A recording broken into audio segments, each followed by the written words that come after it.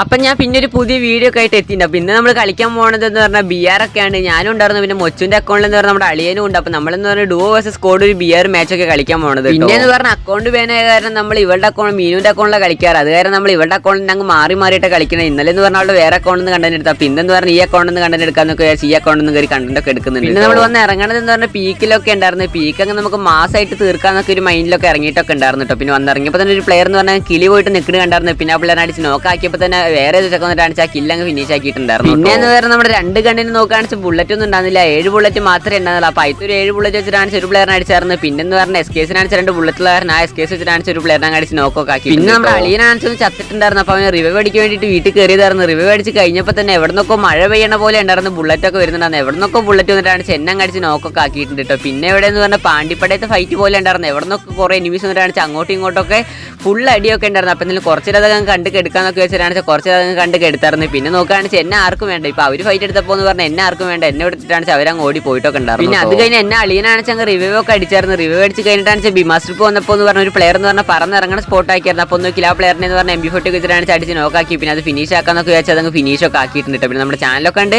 Subscribe അടിക്കാത്ത മച്ചന്മാരൊക്കെ ഉണ്ടെങ്കിൽ subscribe അടിച്ച് കൂടെ നിൽക്കാൻ മറക്കണ്ട കേട്ടോ. പിന്നെ വീഡിയോക്ക് ലൈക്ക് അടിക്കാനും മറക്കണ്ട. പിന്നെ ബിമാസ് ട്രിപ്പിൽ എന്ന് പറഞ്ഞാൽ സ്ട്രിപ്പിൻ്റെ അവിടെ എന്ന് പറഞ്ഞാൽ ഒരു റിവൈവ് അടിച്ച് വിട്ടുണ്ടായിരുന്നു ടീമേറ്റിനൊക്കെ. അപ്പോൾ ആ പ്ലെയറിനെ അടിച്ച് അങ്ങ് നോക്കാക്കിയിട്ട് അതങ്ങ് ഫിനിഷൊക്കെ ആക്കിയിട്ട്. പിന്നെ അത് കഴിഞ്ഞ് ഈ റിവൈവ് അടിക്കുന്ന വീട്ടിൽ എന്ന് പറഞ്ഞാൽ വേറെ ഒരു പ്ലെയർ ആണ് കയറി റിവൈവ് ഒക്കെ അടിച്ച് കഴിഞ്ഞായിരുന്നു. അപ്പോൾ ആ പ്ലെയറിനെ അങ്ങ് അടിച്ച് നോക്കാക്കാന്നൊക്കെ വെച്ചാൽ MP40 വെച്ചിട്ടാണ് ആ പ്ലെയറിനെ തലടിച്ച് പൊളിച്ചിട്ടാണ് ആ പ്ലെയറിനെ നോക്കാക്കിയായിരുന്നു. പിന്നെ എന്ന് പറഞ്ഞാൽ ആ സ്കോഡിനിടയിലാണ് പിന്നെ നമ്മളങ്ങ് പെട്ട് പോയിട്ടുണ്ട്. എവിടെ നോക്കിയാൽ അടി മാത്രമേ ഉണ്ടാവില്ല. അതായത് നമ്മൾ എവിടെയൊക്കെ ഗ്ലൂവാളെ കിട്ടുന്നത് നോക്കുകയാണെങ്കിൽ ആ വീട്ടിലൊരു എനിമി ഉണ്ട്.